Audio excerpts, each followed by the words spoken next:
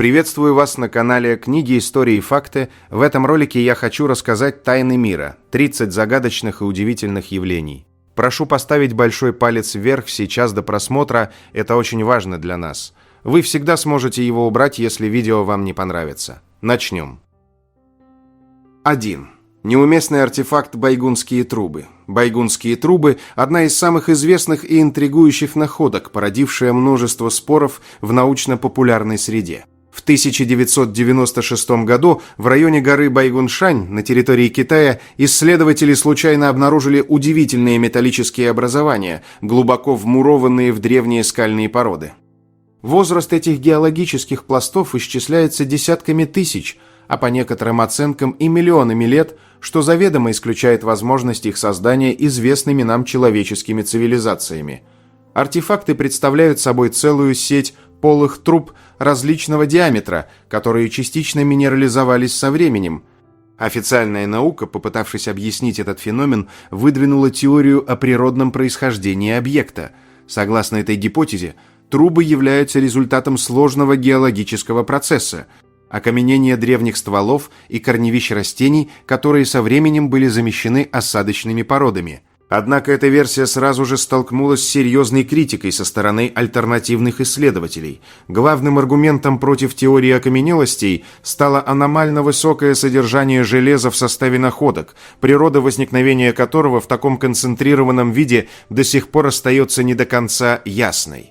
Сегодня история байгунских труб остается классическим примером так называемых неуместных артефактов. Из-за удаленности места обнаружения и нехватки полномасштабных независимых лабораторных исследований эта тайна балансирует на стыке строгой геологии и смелой фантастики. Подобные находки по всему миру заставляют энтузиастов снова и снова задаваться вопросом: имеем ли мы дело с редчайшим капризом природы, или же под толщей земли скрыты следы технологий, существовавших задолго до нас? 2. Неуместный артефакт кубок Кенвуда. В 1912 году на электростанции в Оклахоме обычная рабочая смена обернулась загадкой, которая до сих пор не дает покоя альтернативным историкам. Франк Кенвуд, раскалывая массивную глыбу каменного угля для топки, услышал глухой металлический звон. Из самого центра расколотого монолита на пол выпал небольшой железный кубок правильной формы, оставив в черном угле свой четкий зеркальный отпечаток. Интрига заключалась в том, что этот уголь был добыт в шахтах Уилбертона, а возраст местного слоя оценивается примерно в 300 миллионов лет. Каким образом рукотворный металлический сосуд мог оказаться замурованным в слоях земли за сотни миллионов лет до появления первых динозавров, не говоря уже о человеке? Сторонники теории запретной археологии немедленно ухватились за находку, объявив кубок Кенвуда неопровержимым доказательством существования дочеловеческих цивилизаций или визитов путешественников во времени. Сам Кенвуд даже подписал под присягой официальное заявление, подтверждая, что лично видел, как чаша выпала из цельного куска породы. На первый взгляд идеальный слепок внутри угольного ложа исключал возможность того, что предмет просто случайно подкинули. Казалось, наука столкнулась с артефактом, способным полностью переписать историю планеты и заставить ученых признать: миллионы лет назад на Земле кто-то уже пил из железных кубков. Однако официальное научное сообщество встретило сенсацию с глубоким скептицизмом, оставив в этой истории немало вопросов. Главная проблема заключалась в том, что кубок исследовался не на месте его залегания в шахте, а уже после того, как он прошел через руки рабочих и угольные кучи. Геологи предполагают, что чаша могла быть обычным инструментом шахтеров XIX века, который провалился в глубокую трещину или старую выработку, где под воздействием влаги и давления за считанные десятилетия буквально впекся в податливую угольную крошку. Тем не менее, поскольку сам кубок со временем затерялся в частных коллекциях, а провести современную экспертизу углеродного следа невозможно, тайна железного сосуда из Оклахомы так и осталась неразгаданной, балансируя на грани между величайшим открытием и искусным обманом. 3. Неуместный артефакт диск Сабу. В 1936 году в мрачных глубинах усыпальницы принца Сабу в Сакаре археологи наткнулись на объект, который мгновенно расколол научный мир.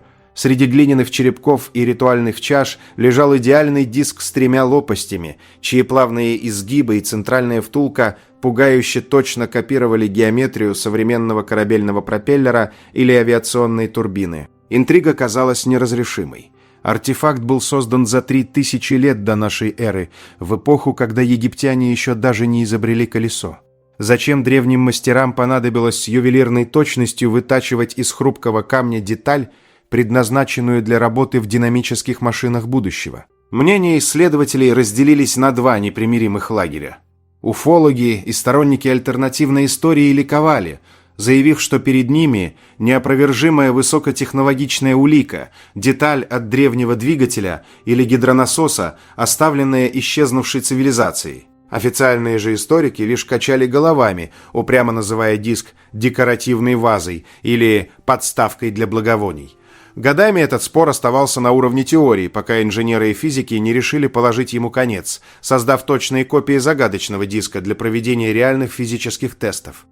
И вот тогда результаты испытаний запутали эту историю еще сильнее.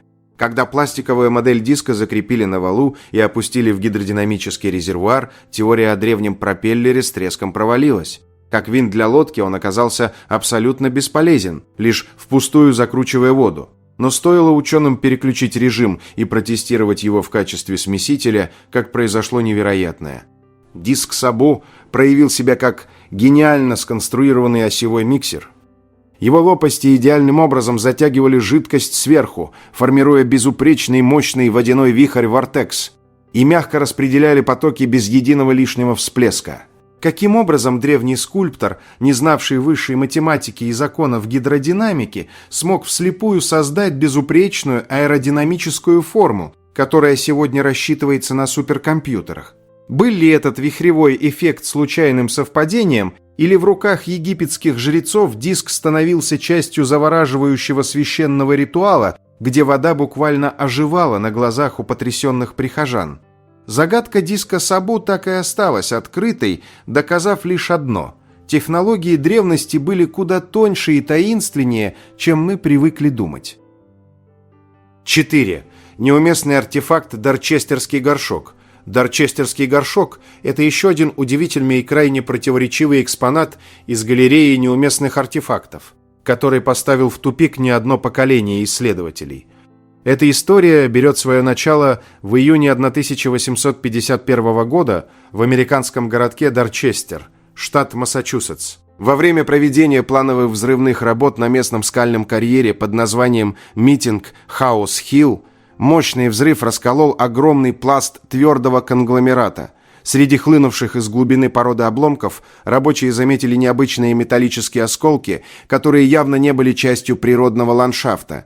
Когда разрозненные металлические фрагменты собрали и соединили вместе, перед очевидцами предстал изящный куполообразный сосуд, напоминающий небольшую вазу или подсвечник, высотой чуть более 11 сантиметров. Загадочный артефакт был отлит из неизвестного, необычного для древности сплава серебристого цвета, в котором позже исследователи обнаружили высокую концентрацию цинка. Но больше всего поражало оформление. Стенки сосуда были искусно украшены филигранной резной инкрустацией в виде букетов цветов и виноградной лозы, выполненной с ювелирной точностью и мастерством. Главная интрига дорчестерского горшка заключается в его геологическом контексте, который полностью ломает привычные представления об истории. Скальная порода, в толще которой на глубине нескольких метров покоился этот предмет, формировалась сотни миллионов лет назад. Официальная наука настаивает на том, что в те далекие эпохи на Земле не существовало не то что металлургии, но и самого человечества. Тем не менее, полное отсутствие следов трещин или искусственных швов в монолитном камне вокруг места находки заставляет сторонников альтернативной истории задаваться вопросом, был ли этот изящный серебристый кувшин творением рук неизвестной допотопной цивилизации, или же он попал туда из эпохи, о которой мы ничего не знаем. Дальнейшая судьба самого дорчестерского горшка оказалась не менее таинственной, чем его предполагаемое происхождение. Сразу после обнаружения сосуд сменил нескольких владельцев и выставлялся в местных музеях, вызывая огромный ажиотаж среди публики. Однако со временем следы удивительной находки затерялись.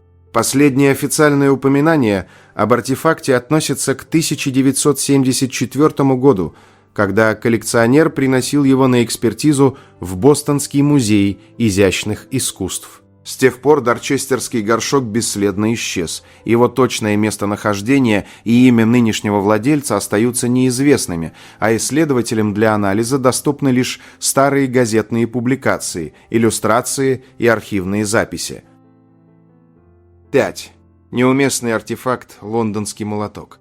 Лондонский молоток – это один из самых известных так называемых неуместных артефактов, который на протяжении десятилетий вызывал бурные споры среди исследователей, креационистов и скептиков. История началась в 1930-х годах в США, когда американская пара Макс и Эмма Хан прогуливалась у ручья неподалеку от городка Лондон в штате Техас. Они наткнулись на необычный кусок известняка, из которого торчал фрагмент древесины. Спустя годы их сын расколол этот камень и обнаружил внутри практически целое железное орудие с деревянной рукоятью, которое выглядело так, словно вплавилось в саму породу. Широкую известность находка получила в 1980-х годах, когда ее выкупил сторонник теории сотворения мира Карл Бо. Он заявил, что известняковая скала вокруг инструмента сформировалась сотни миллионов лет назад, в ордовикский или меловой период. По его логике, это означало, что люди жили на Земле одновременно с динозаврами, что полностью опровергало бы классическую хронологию эволюции и геологии. Дополнительный интерес подогревался химическим анализом металлической головки молотка, которая состояла из чистого железа с минимальными примесями хлора и серы, из-за чего инструмент почти не ржавел. Однако независимые исследователи до сих пор не пришли к единому мнению, а официальные объяснения оставляют слишком много вопросов. Как этот инструмент мог оказаться внутри монолитной скалы, минуя все законы геологического наслоения, если следов искусственного вмешательства в породу обнаружено не было? Более того, уникальный сплав железа, из которого сделан боек, практически не содержит углерода и привычных для нашего времени промышленных примесей, что делает его поразительно устойчивым к коррозии. Лондонский молоток так и остался неразрешимой загадкой, заставляя каждого, кто его видит, задуматься. Действительно ли мы до конца понимаем историю нашей планеты, или же от нас скрывают нечто грандиозное? 6. Неуместный артефакт «Зальцбургский параллелепипед». Зальцбургский параллелепипед, также известный как Вольфсекский железный куб, это один из самых интригующих предметов в ряду неуместных артефактов, который породил множество гипотез, от древних технологий до палеоконтакта. История началась осенью 1885 года в Австрии, когда рабочий на литейной фабрике в городе Фёклабрук расколол кусок бурого угля, добытого в шахтах близ Вольфсега. Внутри угольной глыбы, сформировавшейся миллионы лет назад, обнаружился странный металлический объект, который явно не был творением природы. Находка представляла собой небольшой, слегка деформированный параллелепипед весом около 785 граммов со сложной геометрической формой. Две его противоположные грани были округлыми, а по всему периметру шла глубокая продольная борозда. Поверхность предмета была покрыта крошечными порами и полостями, а сам металл оказался невероятно твердым.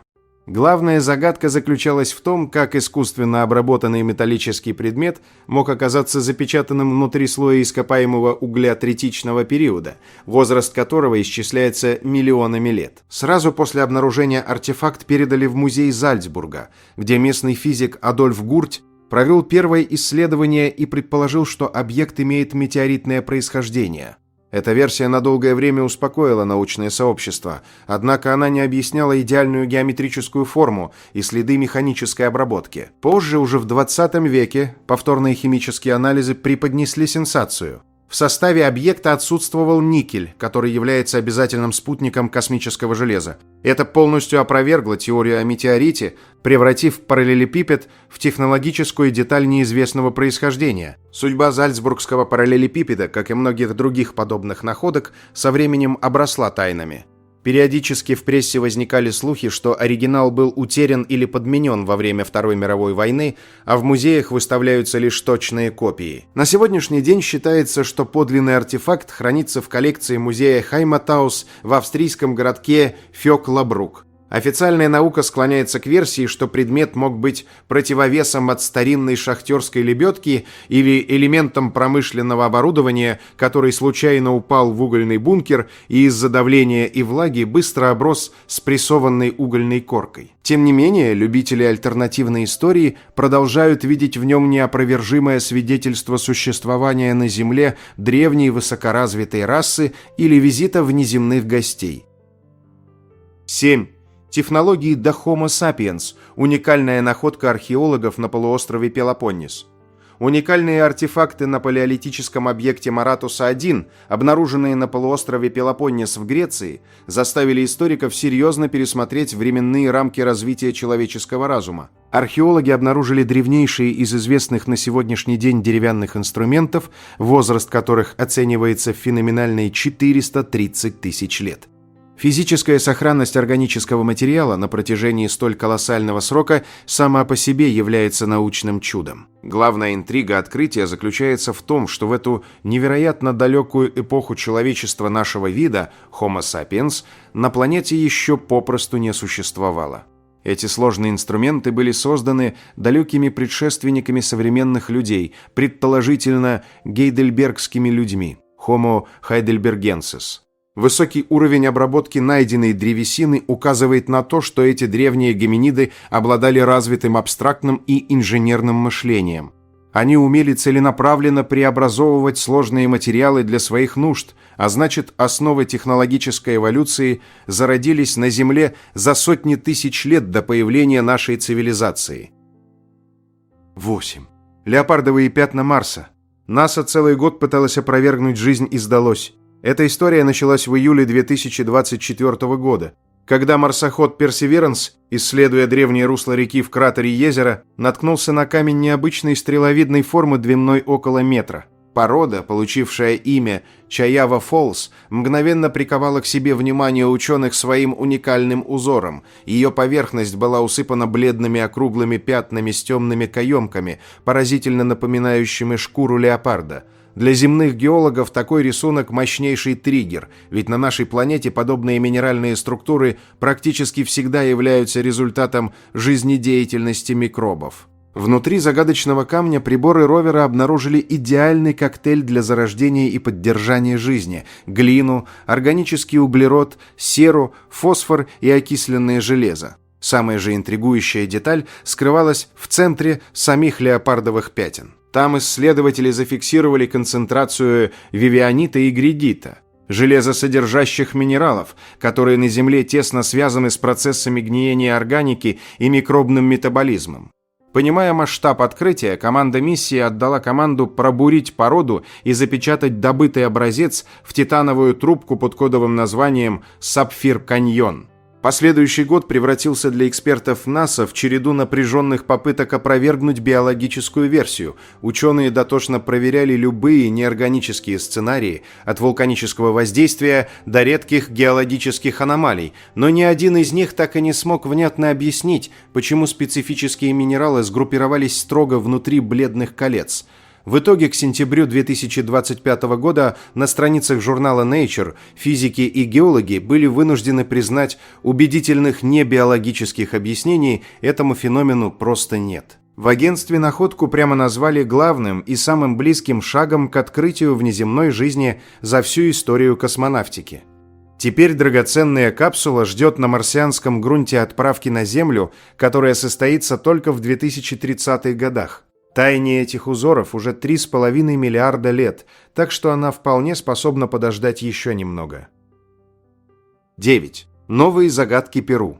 2-километровый геоглиф в долине Чикама. Археологический комплекс в перуанской долине Чикама в последнее время приковал к себе пристальное внимание исследователей благодаря применению современных технологий сканирования. На этой территории был детально изучен колоссальный памятник древности, ключевым элементом которого является гигантский геоглиф. Его длина достигает внушительных 2 километров. Огромный масштаб этого линейного узора на Земле сразу же выделил находку на фоне других южноамериканских памятников и заставил специалистов по-новому взглянуть на потенциал древних культур региона. Помимо геоглифа, сканирование местности выявило скрытый под слоями времени церемониальный храм и масштабный сельскохозяйственный комплекс, раскинувшийся на площади около 100 гектаров. Обнаружение столь развитой инфраструктуры указывает на то, что в долине Чикама на протяжении долгого времени существовал крупный центр с высокой организацией труда. Масштабы проведенных здесь некогда инженерных работ и поразительная точность геометрии колоссального узора вызывают множество вопросов. Для историков и исследователей этот комплекс стал очередной загадкой, поскольку он был создан задолго до расцвета империи инков. Сейчас активно обсуждается, какими именно технологиями позиционирования, картографии и математических расчетов обладали древние жители Южной Америки, чтобы реализовывать проекты подобного масштаба, видимые во всем величии только с высоты птичьего полета. 10. Тайна Дюрюпинара и при чем тут Уолт Дисней? Все началось в 1959 году, когда капитан Ильхан Дюрюпинар обнаружил на аэрофотоснимках провинции Агры странный геологический объект, удивительно напоминающий очертания гигантского судна. Буквально через год на место прибыла авторитетная экспедиция из американских ученых и археологов. Они провели детальный осмотр, забрали образцы пород для анализа и подготовили полноценный научный доклад. Однако самому первооткрывателю Дюрюпинару досталась лишь куцая выписка на полстраницы, а вот подробные результаты лабораторных исследований тех самых первых образцов бесследно растворились в архивах, так и не став достоянием общественности. Интерес к загадочной аномалии вспыхнул с новой силой на рубеже 2025 и 2026 годов благодаря современным технологиям. Команда геофизиков во главе с Джоном Ларсоном и Эндрю Джонсом провела трехмерное сканирование местности с помощью георадаров. Результаты оказались поразительными. Под толщей грунта приборы зафиксировали четкую трехслойную структуру, контуры которой практически идеально повторяют форму корабельного корпуса. Ученые осторожно констатируют, что перед ними реальный рукотворный объект, погребенный под землей, хотя и не спешат громко объявлять его библейским ковчегом до завершения масштабных раскопок. На фоне этих открытий всплыли и поразительные архивные детали, связывающие турецкую аномалию с поп-культурой. Выяснилось, что еще в конце 1950-х годов этой локацией всерьез заинтересовался Уолт Дисней. Киномагнат был настолько впечатлен первыми снимками, что официально предложил турецким властям инвестировать колоссальные по тем временам $50 миллионов. Он мечтал превратить это место во всемирный центр паломничества и построить здесь грандиозный тематический парк. К сожалению или к счастью, из-за политической нестабильности в регионе проект Диснея так и остался на бумаге. Сегодня научное сообщество раскололось на два лагеря. Одни исследователи настаивают на немедленном бурении, чтобы взять глубинные пробы и по остаткам древней растительности определить точный возраст объекта. Другие же, вместе с местными защитниками природы и документалистами, умоляют не трогать капризный горный грунт, который страдает от постоянных обвалов. По их мнению, любое грубое вмешательство археологов может навсегда уничтожить хрупкую формацию. И пока ученые спорят о методах спасения памятника, главный вопрос полувековой давности так и повисает в воздухе. Что же на самом деле нашли в 1960 году и кто скрывает те самые первые анализы? 11. Ледник судного дня может разрушиться уже в текущем году. Новые данные со спутников и океанографических экспедиций заставляют ученых говорить о критической точке. Ледник Туитса в Антарктиде, более известный как ледник судного дня, может потерять свой защитный шельфовый барьер в самое ближайшее время. Главная причина – потоки потеплевшей океанской воды, которые буквально подтачивают ледяной гигант снизу, лишая его стабильности и заставляя отступать вглубь материка. Масштаб возможной катастрофы пугает. Обрушение самого Туитса поднимет уровень мирового океана минимум на 60 сантиметров. Однако главная опасность кроется в эффекте домино. Потеря этого ледника откроет путь для таяния соседних ледяных щитов, что в перспективе грозит поднять воду на критические 3 метра и полностью перекроить карту планеты. В зоне максимального риска находятся 6 государств. Если для низменных районов Великобритании, Нидерландов, США и густонаселенного Бангладеша это обернется масштабными наводнениями, то для таких островных стран, как Мальдивы и Тувалу, ситуация станет экзистенциальной угрозой. Они рискуют просто уйти под воду, что вызовет волну беспрецедентной климатической миграции. 12. Загадка Черного рыцаря. Космический шпион или послание древних. История о спутнике «Черный рыцарь» – одна из самых завораживающих тайн, балансирующих на грани науки и научной фантастики. Все началось в 1899 году, когда Никола Тесла на своей станции в Колорадо-Спрингс поймал странные ритмичные радиосигналы. Будучи гением, создавшим основу современного технологического мира, Тесла не стал скрывать своих выводов и прямо заявил, что принял передачу внеземного происхождения. Вскоре после этого его финансирование прекратилось, башню снесли, а после его одинокой смерти правительство поспешно изъяло все его архивы. Несколько десятилетий спустя, в 1928 году, норвежский инженер Йорган Хальс зафиксировал феномен мирового эха. Радиосигналы возвращались с задержкой до 15 секунд, что указывало на их отражение от объекта, находящегося в миллионах километров от Земли на полярной орбите. В середине 20 века, еще до того, как СССР запустил первый искусственный спутник Земли, ведущие американские издания, включая журналы Aviation Week и Time, открыто писали, что военные США отслеживают на полярной орбите загадочный темный объект. Настоящую сенсацию в 1973 году произвел шотландский астроном Дункан Лунан. Проанализировав норвежские данные о задержках сигналов, он перевел их в графическую форму и получил звездную карту созвездия Волопаса, причем именно в том виде, в каком оно выглядело 13 тысяч лет назад, с указанием на двойную систему Эпсилон Волопаса. Луман предположил, что этот автоматический зонд транслирует координаты своего дома в ответ на импульсы с Земли. Отметка в 13 тысяч лет удивительным образом совпадает с эпохой позднего Дриаса, периодом глобального климатического хаоса, вызванного, как предполагают геологи, падением кометы. Эта катастрофа стерла с лица Земли развитую палеолитическую культуру, остатки которой в виде монументального комплекса Гёбекли-Тепи начали проявляться лишь спустя века.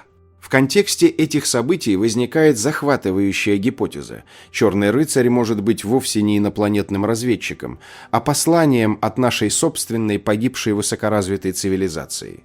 Осознав неизбежность конца, древние люди могли запустить на орбиту автономный архив, единственное, что способно пережить глобальный катаклизм и дождаться, пока новые поколения человечества снова научатся смотреть в небо и слушать космос. 13. Калвайнский ромб. Самый четкий снимок НЛО в истории.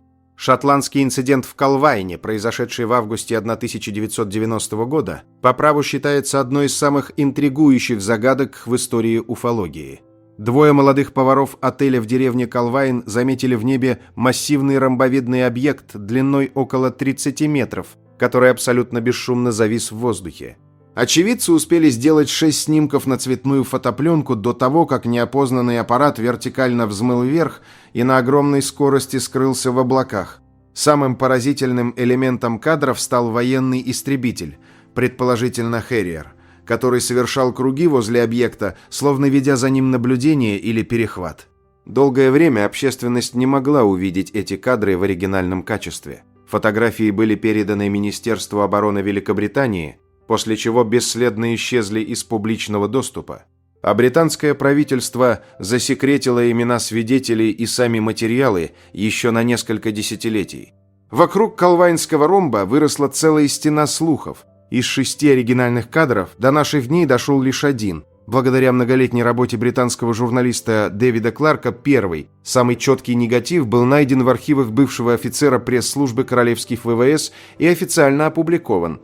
Судьба остальных 5 снимков окутана мраком. Они либо были уничтожены военными сразу после изъятия, либо до сих пор надежно скрыты в закрытых архивах под грифом «Секретно». Современные эксперты по фотомонтажу и анализу изображений детально изучили единственный рассекреченный снимок. Проверка подтвердила, что фотография является подлинной.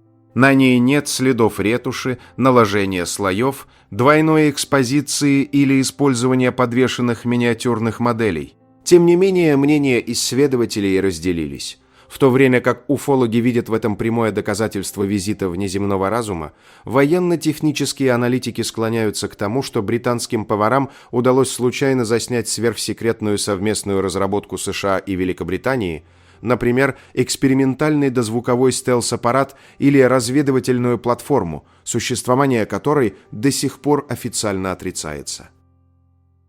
14. Загадочный силуэт в Вестминстерском аббатстве. Сеть взбудоражил снимок, сделанный обычной туристкой во время экскурсии по легендарному Вестминстерскому аббатству в Лондоне. Позже ее сын поделился этим кадром в интернете, и фото мгновенно стало вирусным. Среди десятков стандартных туристических видов Англии этот снимок выделился одной пугающей деталью, которую женщина заметила далеко не сразу – странным силуэтом, застывшим в верхнем ярусе собора. Внимание пользователей привлекло одно из старинных витражных окон. На головокружительной высоте, куда обычному человеку просто так не подобраться, отчетливо видна зловещая темная фигура. Она выглядит слишком неестественно и мрачно для случайного работника аббатства, да и само ее присутствие на такой верхотуре кажется абсолютно необъяснимым. В комментариях тут же разгорелись бурные споры о паранормальном следе. Большинство пользователей сошлись во мнении, что кадр зафиксировал настоящую чертовщину. В таинственном силуэте разглядели мрачное привидение, веками блуждающее по коридорам собора, или даже самого мрачного жнеца, который затаился под готическими сводами в ожидании очередной жертвы. 15. Анализ ДНК подтвердил, в глухой тайге прячется неизвестный науке примат. В исследованиях Сасквотча, Бигфута в США и Канаде, а также его азиатского сородича Йети, в последнее время наметился серьезный сдвиг в сторону строгой академической науки. Энтузиасты и независимые экспедиции все чаще отказываются от простых рассказов очевидцев в пользу сбора биологического материала. Они делают слепки следов, собирают образцы шерсти, найденные на ветках и чесальных деревьях в глухой тайге Сибири и труднодоступных лесах Тихоокеанского северо-запада Америки. Крупные независимые лаборатории, оснащенные передовым оборудованием для секвенирования ДНК, провели масштабный анализ собранных за последние годы образцов волос. Результаты оказались двоякими. С одной стороны, большая часть находок предсказуемо принадлежала уже известным обитателям этих мест – медведям, волкам, койотам или крупным собакам. С другой стороны, эксперты выделили около 5% уникальных образцов шерсти, чья структура волоса и генетические маркеры не совпали ни с одним животным из официальных мировых баз данных. Этот необъяснимый остаток в 5% стал главным аргументом сторонников существования криптида. Исследователи отмечают, что выделенная ДНК указывает на крупное, пока не классифицированное млекопитающее с признаками высших приматов, приспособленное к выживанию в условиях сурового климата. Сейчас криптозоологи направляют усилия на то, чтобы раздобыть более качественные и свежие биоматериалы, используя дроны с тепловизорами в тех районах, где были обнаружены эти загадочные следы. 16. Геологи обнаружили колоссальную магматическую аномалию под Бермудами. Глубоко под Бермудскими островами, в самом сердце Атлантического океана, ученые обнаружили колоссальную геологическую аномалию, которая заставила исследователей пересмотреть всю историю формирования этого региона. Результаты масштабного сейсмического сканирования и геохимического анализа показали, что на глубине сотен километров под поверхностью находятся массивные образования из необычных магматических пород, не похожие ни на один другой вулканический регион на нашей планете. Эта скрытая структура формировалась миллионы лет назад, когда древний суперокеан Тетис распадался, оставляя после себя уникальные следы тектонической активности. Главная загадка этой аномалии кроется в ее химическом составе и структуре. Анализ образцов, поднятых с глубоководных скважин, показал критически высокий уровень содержания летучих веществ, воды и редких минералов в кристаллах пироксена. Это указывает на то, что под Бермудским треугольником находится так называемая переходная зона мантии, которая буквально перенасыщена расплавленными породами аномального типа. Потоки тепла и гравитационные возмущения, исходящие от этого подземного гиганта, настолько сильны, что они напрямую влияют на магнитное поле региона, создавая те самые локальные возмущения, о которых веками твердили мореплаватели.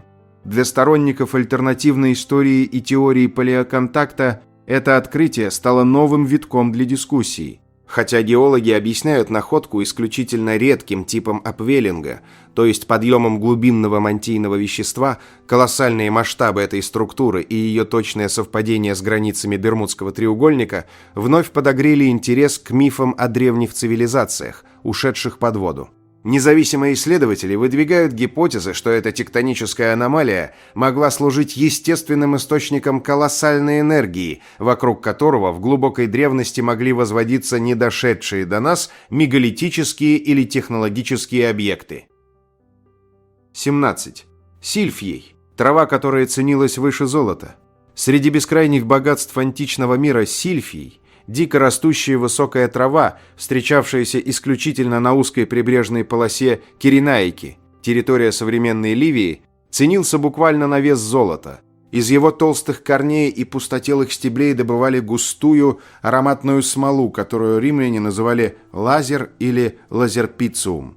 Великие отцы медицины, включая Гиппократа и Галена, считали ее абсолютной панацеей и прописывали едва ли не от всех недугов, от банального кашля, лихорадки и расстройств пищеварения до выведения бородавок и спасения от укусов ядовитых змей и скорпионов. Помимо медицинского культа, сильфий царил в парфюмерии и на кухне, где римская знать использовала его как самую элитную приправу. Парфюмеры древности ценили сильфий за его уникальные ароматические свойства. Его смола служила мощным фиксатором и основой для создания изысканных стойких парфюмов, которые были доступны только высшей аристократии. О масштабах ценности этого ресурса говорит исторический факт. Юлий Цезарь в разгар гражданской войны без колебаний изъял из государственной сокровищницы Римской Республики более 680 килограммов чистейшей смолы сильфия, чтобы наряду со слитками золота и серебра финансировать свои военные кампании. Главная драма сильфия крылась в его абсолютном свободолюбии, поскольку он рос на участке длиной всего около 200 километров и категорически отказывался размножаться в неволе. Абсолютно все попытки греческих и римских агрономов окультурить растение, собрать его семена или вырастить на плантациях оборачивались полным крахом. Понимая, что чудо-трава является исчерпываемым ресурсом, цивилизованный мир полностью зависел от поставок дикорастущего сырья местными ливийскими племенами. Однако вместо бережного отношения человечество начало выжимать из диких земель исторический максимум ради мгновенной прибыли. Эта неконтролируемая жадность в сочетании с изменениями климата быстро привела к экологической катастрофе. Ради быстрой наживы местные арендаторы земель сознательно сносили защитные ограждения и пускали овечьи стада лакомиться дикорастущими побегами. Дело в том, что мясо скота, выкормленного сильфием, приобретало феноменальный вкус и нежность, превращаясь в элитный деликатес для императорских перов, который ценился на вес золота. Варварский перевыпас животных и хищнический сбор под корень стерли чудо растения с лица земли уже к I веку нашей эры. Плиний-старший с грустью зафиксировал финал этой драмы, написав, что последний уцелевший стебель преподнесли императору Нерону как величайшую редкость. Спустя 2000 лет история первой ботанической жертвы человеческой алчности получила неожиданное продолжение. В турецкой Анатолии, неподалеку от мест древних греческих поселений, у вулкана Хасандак, профессором Мехметом Миски был обнаружен редкий вид ферулы – Ферула дурдеана. Растение не только поразительно совпадает с очертаниями сильфия, отчеканенными на античных монетах, но и обладает сложнейшим химическим составом с мощными противовоспалительными свойствами, что идеально объясняет его древнюю славу панацеи, пока ученым не хватает ископаемых семян для проведения финального ДНК-теста, но программа по спасению и размножению этого вида уже запущена, давая человечеству шанс исправить ошибку прошлого. 18. На острове Пасхи обнаружили новую статую Моаи. Ученые совершили поразительное открытие на острове Рапа-Нуи, обнаружив новую статую Моаи там, где никто не ожидал ее увидеть, на дне высохшего озера. До этого момента исследователи полагали, что все каменные исполины уже найдены и занесены в каталоги. Подобная локация уникальна для археологии. Никогда прежде маайи не встречались в озерных котловинах, хотя их регулярно находили в каменоломнях, где древние мастера высекали свои творения из скальной породы. Всего на острове насчитывается более 1000 таких монолитов, и абсолютное их большинство, порядка 95%, создано из податливого вулканического туфа, в то время как для остальных использовался твердый базальт. Размеры изваяний поражают воображение, ведь самый массивный гигант весит 86 тонн и возвышается почти на 10 метров, хотя средние параметры большинства фигур скромнее в 2 раза. Каждая скульптура обладает неповторимыми чертами лица, поскольку задумывалась как портрет конкретного вождя или почитаемого предка, а инкрустацию глаз проводили строго после того, как маайи занимал свое законное место. Свежая находка выделяется миниатюрными размерами на фоне своих собратьев.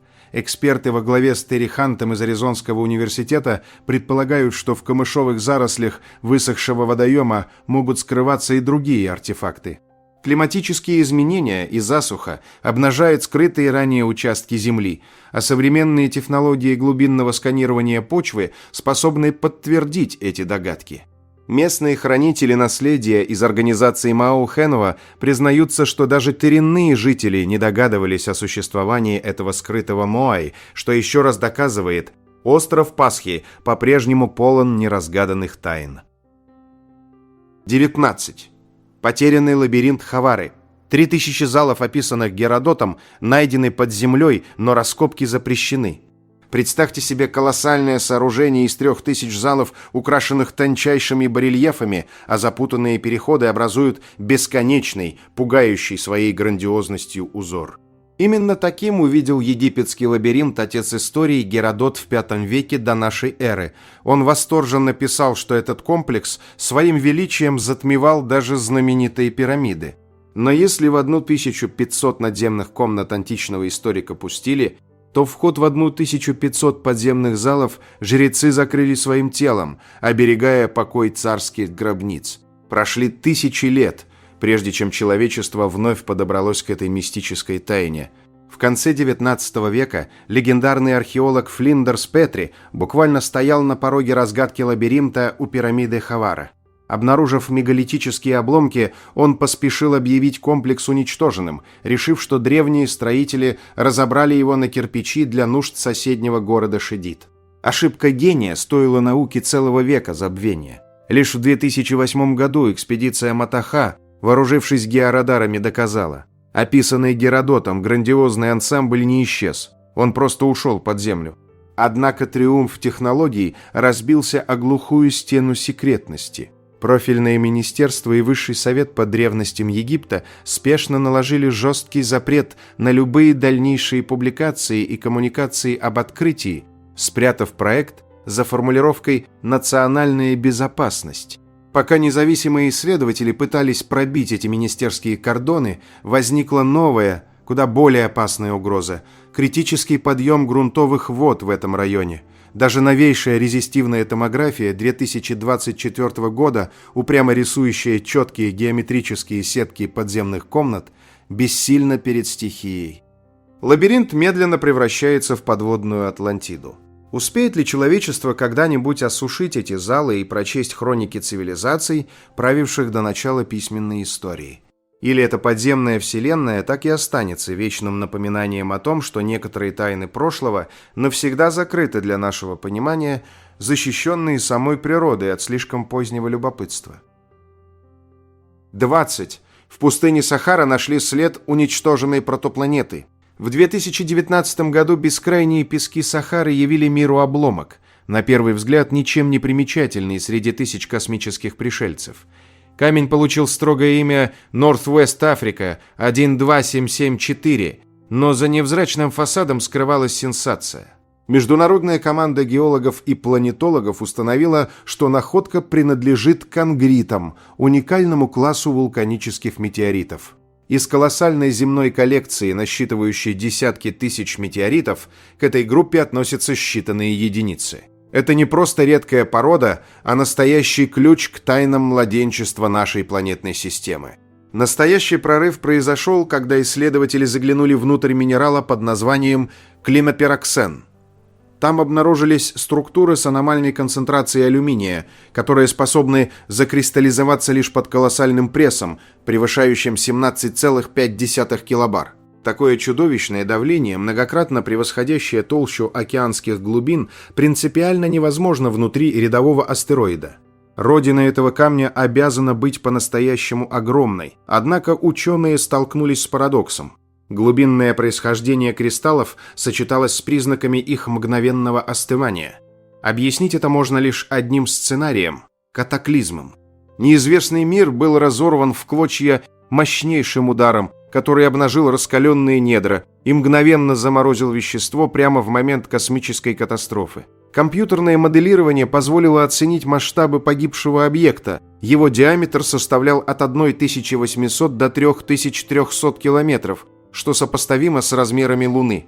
На заре Солнечной системы это было полноценное небесное тело с четким разделением на кору, мантию и ядро. Но химический портрет ангритов с их дефицитом кремнезема и специфическими изотопами доказал, что этот мир развивался по собственной, изолированной траектории. Он не был предком Земли или Марса, а являлся суверенной планетой, стертой с космической карты в эпоху первозданного хаоса, когда орбиты еще только формировались. NWA-12774 оказался бесценным свидетелем эпохи, завершившийся 4,5 миллиарда лет назад. Этот осколок заставляет задуматься о том, как много подобных миров исчезло, оставив после себя лишь редкие камни в пустоте. Были ли среди них те, что могли бы дать начало жизни, если бы не роковое столкновение? Сахара, которая когда-то сама была океанским дном, неохотно расстается со своими секретами, но ученые уверены, в ее дюнах до сих пор ждут своего часа другие безмолвные посланники уничтоженных миров. 21. Гигантские лестницы Ольянтайтамба. Кто и для чего их построил? Ольянтайтамба – одна из самых интригующих загадок священной долины инков в современном Перу. Горные склоны здесь покрыты циклопическими террасами, которые из-за своих монументальных масштабов больше напоминают лестницы для мифических великанов, нежели дело рук обычных людей. В эпоху колонизации эта зона послужила инкам мощным оборонительным форпостом в сражениях с испанскими конкистадорами. Однако вопрос о первоначальных создателях и истинном возрасте этих объектов до сих пор делит исследователей на несколько лагерей. Серьезной преградой для историков является сильная эрозия каменных сооружений. Из-за выветривания и разрушения породы крайне сложно реконструировать изначальный архитектурный план и, что самое главное, определить точную датировку комплекса. Были ли эти мегалиты воздвигнуты народом инков буквально за пару веков до прихода европейцев, или же они стоят здесь тысячелетиями, уходя корнями во времена неизвестных доинских цивилизаций? Официальная наука пока не дает однозначного ответа. С академической точки зрения, эти исполинские ступени имели сугубо практическое, сельскохозяйственное назначение. Искусственные террасы были единственным эффективным способом закрепить плодородную почву на почти вертикальных склонах Анд.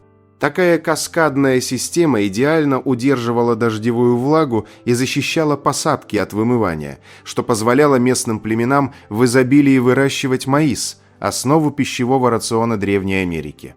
Тем не менее, даже сугубо утилитарное объяснение оставляет главный технологический парадокс.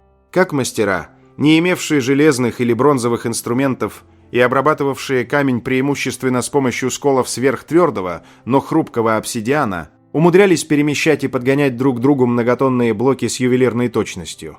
Инженерные секреты этой цивилизации до сих пор остаются предметом научных споров и смелых гипотез. 22. Лунный X и V. Редкий оптический феномен мая 2026 года. В ночь с 23 на 24 мая 2026 года Луна устроила для землян настоящий сеанс небесной каллиграфии. На ее поверхности, словно по заказу, проступили гигантские светящиеся символы, латинские буквы X и V. Этот феномен, часто становящийся темой для конспирологических теорий о посланиях инопланетян, на деле является триумфом геометрии света, редким оптическим эффектом, возникающим на стыке дня и ночи. Секрет лунного алфавита кроется в уникальном угле падения солнечных лучей в фазе первой четверти. Буква X, так называемый лунный X, формируется на стыке кратеров Бланкин, Лакаэль и Пурбах. В короткий промежуток времени их гребни уже освещены Солнцем, в то время как чаши самих кратеров все еще погружены в глубокую тьму. Одновременно с этим, чуть севернее, в районе кратера Укерт, тени ложатся так, что вырисовывается отчетливый символ V. Главная сложность для астрономов-любителей заключается в неуловимости этих знаков. Окно видимости длится всего несколько часов. Стоит терминатору, линии смены дня и ночи, продвинуться чуть дальше, и магия исчезает. Буквы буквально растворяются в ландшафте, превращаясь в обычные нагромождения скал и пыли. Именно эта мимолетность превращает охоту за X и V в одно из самых азартных соревнований для наблюдателей за ночным небом. 23. Марсоход обнаружил на Красной планете рекордное разнообразие органики. Марсоход Curiosity преподнес очередную сенсацию, напрямую связанную с поисками следов жизни на Красной планете. Проанализировав образцы породы Мэри Эннинг-3, добытые у подножия горы Шарп, ученые заявили о самом богатом разнообразии органики за всю историю миссии. Из 21 найденного углерод-содержащего соединения 7 были обнаружены на Марсе впервые. Сохраниться миллиарды лет в условиях жесткой космической радиации этим хрупким молекулам помогли глинистые минералы, сформировавшиеся на дне древних озер и ручьев, которые когда-то пересыхали и наполнялись вновь в этом оазисе. Секрет успеха кроется в уникальном эксперименте бортовой мини-лаборатории САМ. Помимо традиционного нагревания измельченной породы в печи для анализа выделяющихся газов, ученые впервые применили метод влажной химии. Образец обработали специальным растворителем, гидроксидом тетраметиламония, который расщепил крупные, трудноуловимые органические структуры на более мелкие фрагменты. Чтобы подтвердить точность эксперимента, аналогичные тесты провели на Земле с древним мурчисонским метеоритом. Результаты совпали. Под воздействием реагента выделились те же вещества, включая бензотиофен, что доказывает присутствие на Марсе сложных исходных соединений. Главной сенсацией среди находок стали азотистые гетероциклы, кольцевые углеродные структуры с включением азота, которые считаются кирпичиками для сборки РНК и ДНК. Ранее их не находили ни на самой планете, ни в прилетавших с нее метеоритах. Вкупе с обнаруженным бензотиофеном и выявленными ранее длинноцепочечными углеводородами – деканом, деканом и додеканом – это указывает на то, что на древнем Марсе бурлила весьма развитая добиотическая химия. Хотя эти молекулы сами по себе не являются прямым доказательством существования марсианской жизни и вполне могли возникнуть в ходе обычных геохимических процессов, открытие меняет правила игры. Оно неопровержимо доказывает, что миллиарды лет назад на Марсе были все условия для зарождения живых организмов. Кроме того, ученые теперь точно знают, сложная органика способна выживать в марсианских недрах колоссально долго, дожидаясь своего открытия. 24. Марсианская загадка. Ровер обнаружил пирамидку на Красной планете. Марсоход Perseverance, бороздящий просторы кратера Йезера, прислал на Землю кадр, который заставил любителей теории заговора затаить дыхание. На снимке от 13 мая 1859 сол миссии, полученном через объективы системы Mastcam-Z, запечатлена композиция, до боли знакомая каждому земному туристу. Три камня, аккуратно водруженные друг на друга в форме устойчивой пирамидки. В земных горах такие метки называют каирнами или турами. Их оставляют люди, чтобы не сбиться с тропы. Однако в безлюдной марсианской пустыне этот указатель ведет в никуда. Несмотря на поразительное сходство с рукотворным объектом, геологи НАСА призывают не спешить с выводами о внеземных архитекторах. Ученые уверены, что перед нами очередной шедевр мастерской Марса, где в роли скульпторов выступают время и стихия. Специалисты объясняют появление пирамидки специфической эрозией. Миллионы лет беспощадные марсианские ветры, несущие мелкую пыль, обтачивают породу, словно наждачная бумага. в сочетании с возможным воздействием древних водных потоков, которые когда-то бушевали в Езеро, это создает структуры, способные сбить с толку даже искушенного наблюдателя. Эта находка пополнила коллекцию марсианских курьезов, в которой уже значатся идеально круглые черничные сферы, полосатые валуны и камни-грибы. Каждая такая аномалия не просто повод для заголовков, а важный ключ к пониманию того, как ветер и климат меняли облик Красной планеты на протяжении миллионов лет. 25. Миф о потопе. 500 совпадений? В современной антропологии существует поразительный парадокс, который никак не вписывается в устоявшиеся исторические модели. Более 500 изолированных культур по всему земному шару сохранили детальные свидетельства о глобальном потопе. Хроники этого события зафиксированы в текстах шумеров, индусов, скандинавов, майя и десятков коренных племен Северной Америки. Академическая наука объясняет это явление довольно просто. Древние цивилизации развивались в долинах крупных рек, их периодически затапливало, а мифологическое сознание предков со временем раздуло локальные наводнения до масштабов всемирной катастрофы. Однако с точки зрения кросс-культурного анализа эта гипотеза не выдерживает критики. Если бы мифы рождались исключительно из случайных местных разливов, их сюжеты отличались бы так же сильно, как климат и ландшафты разных регионов. Но на практике исследователи сталкиваются со строгой четырехчастной структурой, которая повторяется на разных континентах с точностью до деталей. Сначала высшая сила предупреждает избранного праведника о грядущем уничтожении человечества за его проступки. Затем этот человек получает точные инженерные указания по постройке герметичного судна. После пика катаклизма ковчег оказывается на вершине высокой горы, а выжившие спускаются на полностью изменившуюся планету, чтобы восстановить цивилизацию с нуля. Удивительно и то, что ни в одном источнике причиной бедствия не названа слепая стихия, падение кометы или астероида. Везде действует разумный, осмысленный гнев. Будь то воля шумерского пантеона, кара небесного императора в Китае или судилище над пороками в Месоамерике. По законам математической статистики, вероятность того, что 500 независимых и изолированных друг от друга культур создали абсолютно идентичный сюжет с одинаковой моральной подоплекой, стремится к нулю. Признать правоту этих текстов для официальной науки сложно, ведь это потребует фундаментального пересмотра всей хронологии развития человечества. Как вы считаете, являются ли эти 500 текстов воспоминанием о реальном катаклизме, который пережили наши общие предки? Или существовал иной, пока неизвестный науке способ передачи информации между древними цивилизациями? 26. Лох-Несское чудовище вновь попало в объектив. Путешествие в Шотландию для жителя США Николаса Вейганда обернулось историей, которая вполне может претендовать на звание главной сенсации года. Обычная экскурсия на туристическом автобусе, следовавшем вдоль берегов знаменитого озера Лох-Несс, подарила мужчине кадры, заставившие даже скептиков на мгновение замереть. Николас просто наслаждался видами, делая серию снимков, и лишь спустя несколько часов, разбирая фотоархив в спокойной обстановке, он заметил нечто странное. Из водной глади возвышался необычный, трудно поддающийся идентификации объект. Учитывая локацию, где был сделан кадр, выводы напрашиваются сами собой. В объектив камеры могла попасть та самая таинственная Несси. Осознав всю значимость своей случайной находки, Вейгант незамедлительно передал материалы профессионалам из организации, занимающейся мониторингом активности в озере. Тщательный анализ снимков привел экспертов к неожиданному вердикту. Событие было официально классифицировано как подлинная встреча с обитателем глубин. Примечательно, что нынешний год выдался для легендарного существа невероятно насыщенным.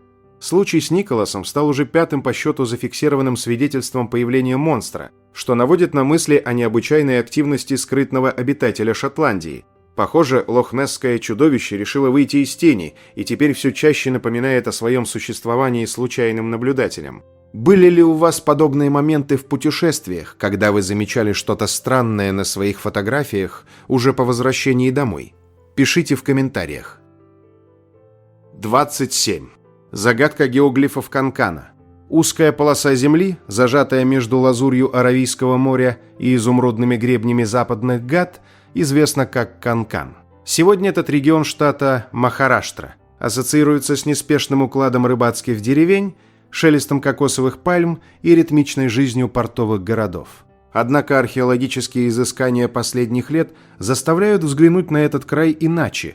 Похоже, здесь процветала могущественная цивилизация, память о которой стерла время. Самое интригующее заключается в том, что следы этого народа словно растворились в пространстве, оставив после себя лишь молчаливые свидетельства в дебрях джунглей.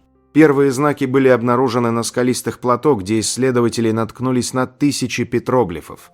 На поверхности камня запечатлены фигуры людей, животных, сложные геометрические орнаменты и загадочные круги. Некоторые из них достигают внушительных размеров, а изображения человекоподобных существ с вытянутыми телами и непропорционально крупными головами породили немало спекуляций о гостях из иных миров. Но для науки ценность находок куда глубже.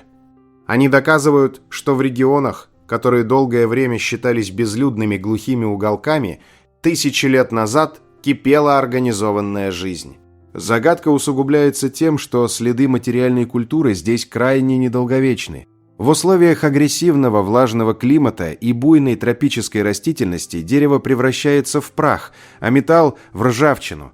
Поэтому джунгли буквально поглощают все, что оставил человек. Однако недавние открытия, остатки древних гаваней мощенных дорог и продуманных систем водоснабжения указывают на то, что западное побережье Индии было важнейшим экономическим узлом. Здесь проходили ключевые торговые пути, связывавшие африканских, арабских и индийских купцов, которые обменивали хлопчатник, специи и драгоценные камни. Существует и географический фактор. За прошедшие тысячелетия береговая линия претерпела значительные изменения. Из-за тектонических сдвигов и колебаний уровня океана многие древние порты оказались либо погребены под толщей земли в глубине материка, либо скрыты водами моря. Удивительно, но народные предания Махараштры, повествующие о затонувших дворцах и исчезнувших правителях, часто указывают именно на те районы, где археологи находят наиболее любопытные артефакты. Вероятно, речь идет не о мифической сверхцивилизации, а о высокоразвитой торговой сети, которая пала жертвой климатических трансформаций и войн. В любом случае, Канкан остается одной из величайших археологических загадок. Возможно, прямо сейчас под густой листвой джунглей скрываются руины городов, о которых мы до сих пор не имеем ни малейшего представления. 28. Рассекреченные документы АНБ раскрыли детали преследования НЛО военными. Агентство национальной безопасности США приоткрыло завесу тайны над архивами радиоэлектронной разведки, передав исследователям из некоммерческой организации Disclosure Foundation более 300 страниц некогда строго засекреченных отчетов.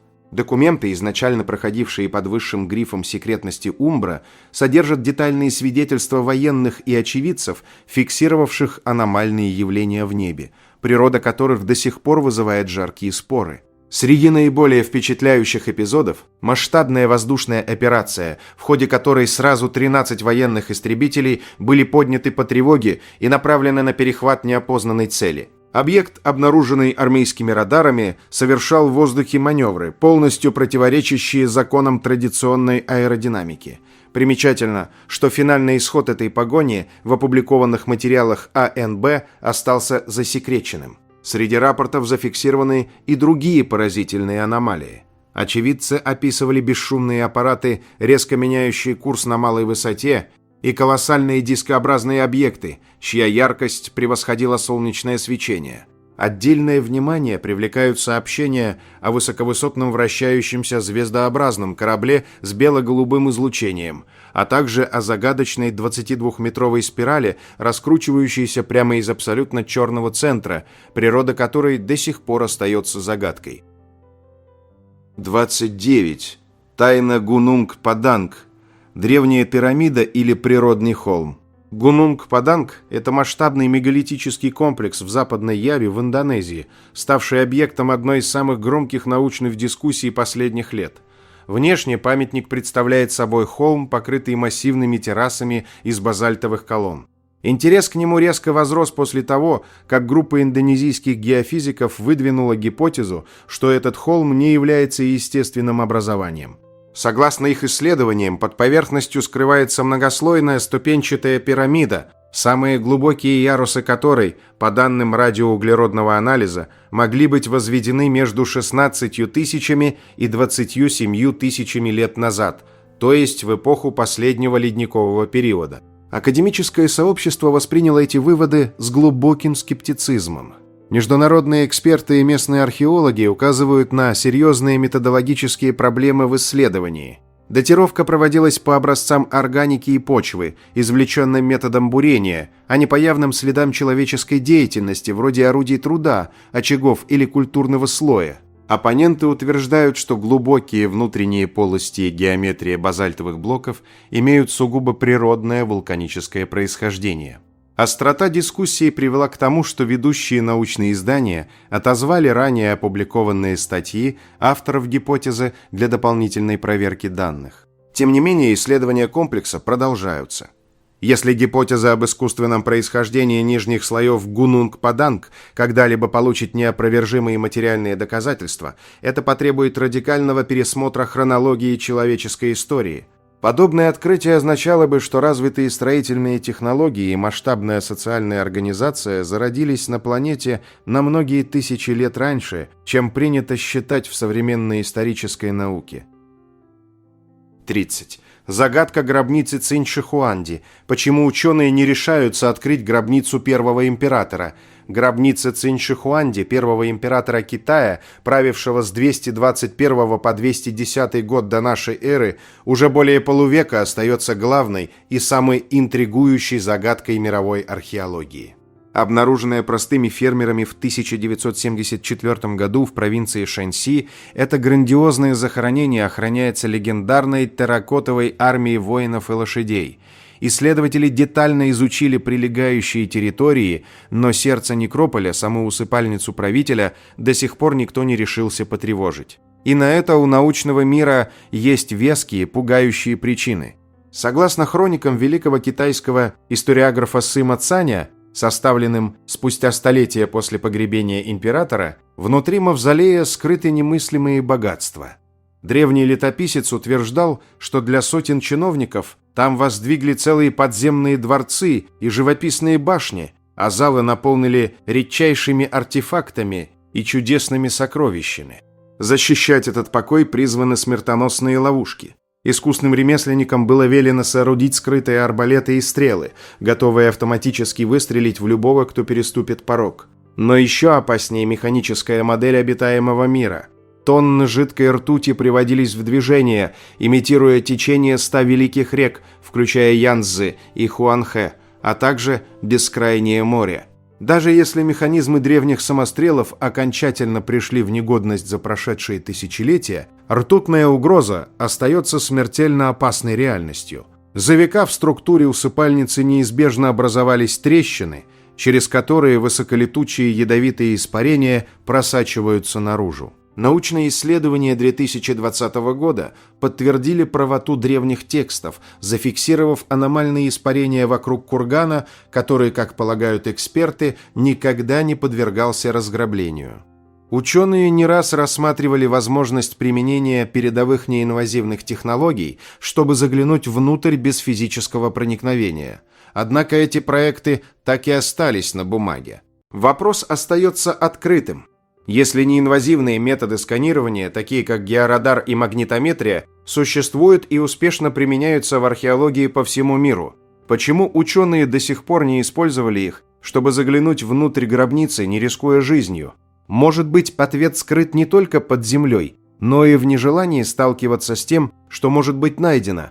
Или опасения по поводу ртути и ловушек – лишь предлог, а истинная причина заключается в чем-то другом? На этом я бы хотел закончить это видео с тайнами мира, 30 загадочными и удивительными явлениями. Ну и уже по традиции для всех досмотревших этот ролик до конца предлагаю узнать бонусный факт. Знамение в небе над Шварцвальдом.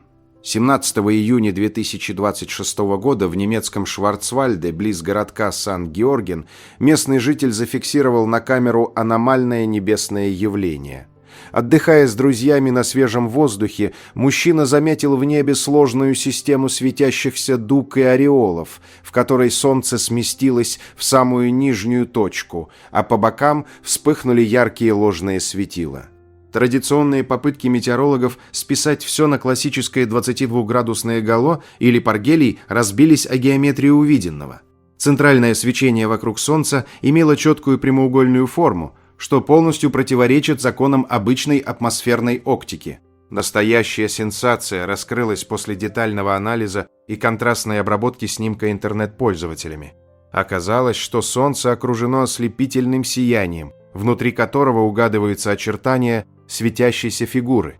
Сама же прямоугольная аномалия стала похожа на распахнутые исполинские врата, на створах которых проступили детализированные силуэты гигантских распятий, напоминающих Голгофский крест. Пока официальная наука игнорирует прямоугольную форму феномена и появившиеся кресты, очевидцы и интернет-исследователи уверены, что столкнулись не с простой игрой света. Для многих произошедшее в небе над Германией стало очевидным сакральным знамением и открытием монументального портала, физическое объяснение которому дать невозможно. Вот такими у нас получились тайны мира. 30 загадочных и удивительных явлений. На экране вы можете увидеть несколько комментариев из предыдущего ролика. Надеемся, вам понравился материал, который мы собрали для вас. Оставляйте комментарии, ставьте лайки, делитесь своим мнением о ролике, предлагайте темы, которые вы хотели бы услышать в новых видео. Все это очень важно для нас и позволяет продолжать радовать вас новыми, надеемся, еще более интересными видео. Отдельно хочу поблагодарить всех поддержавших наш канал, материально зрителей, в это непростое время. Их имена вы можете увидеть на экране вашего устройства прямо сейчас и в описании ролика. Благодарю за просмотр этого видео и прошу подписаться на канал «Книги, истории, факты», поставить большой палец вверх, нажать на колокольчик и выбрать все уведомления. Вам наверняка понравится. Я расскажу еще много интересного и познавательного. Прошу при возможности помочь каналу, заглянув в описание этого видео, и поддержать любым удобным способом. Ваши комментарии, лайки и то, что вы делитесь нашими видео в самых разных социальных сетях и мессенджерах, помогают развитию нашего канала и позволяют понять, что прилагаемые нами усилия не напрасны.